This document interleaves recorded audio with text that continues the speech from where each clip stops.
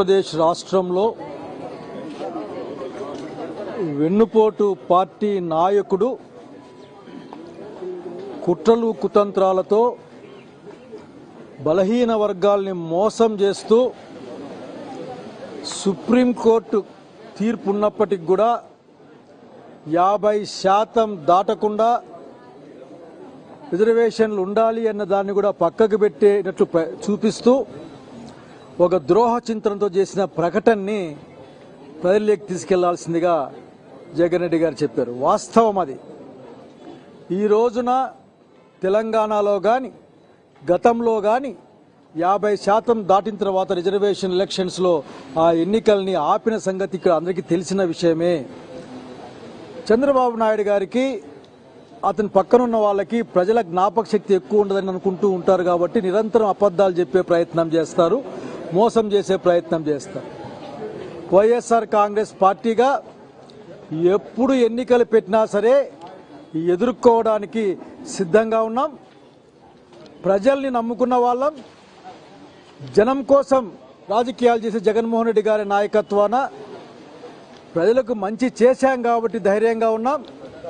ఖచ్చితంగా రాబోయే స్థానిక సంస్థల ఎన్నికల్లో వైఎస్ఆర్ కాంగ్రెస్ పార్టీ ఘన విజయాన్ని సాధించబోతా ఉందని స్పష్టంగా చెప్తా ఉన్నాం. అదే ఆశాభావాన్ని మా నాయకుడు వ్యక్తం చేశారు.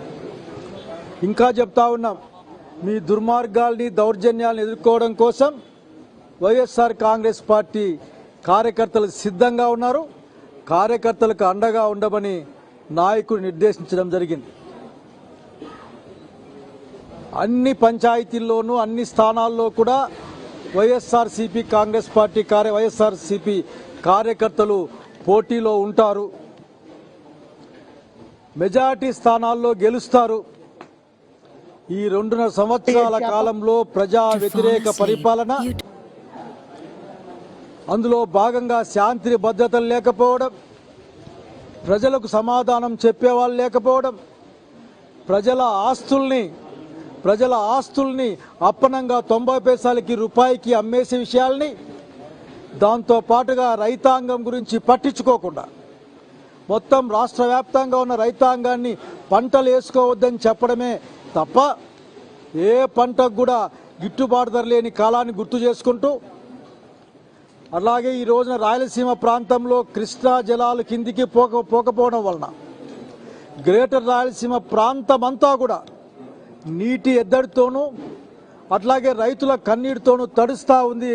ఆ విషయాన్ని కూడా గుర్తు చేసుకుంటూ రానున్న స్థానిక సంస్థల ఎన్నికల్లో జగన్మోహన్ రెడ్డి గారి నాయకత్వాన వైఎస్ఆర్ కాంగ్రెస్ పార్టీ ఈ దుర్మార్గమైన వెన్నుపోటు తెలుగుదేశం పార్టీ యొక్క అరాచకాలను ఎదుర్కొని స్థానిక సంస్థల్లో ప్రజల పక్షాన నిలబడి పోటీ చేసి ప్రజాస్వామ్యాన్ని కాపాడడానికి జగన్మోహన్ నాయకత్వాన సిద్ధంగా ఉందని తెలియజేస్తా ఉన్నాం. నమస్కారం.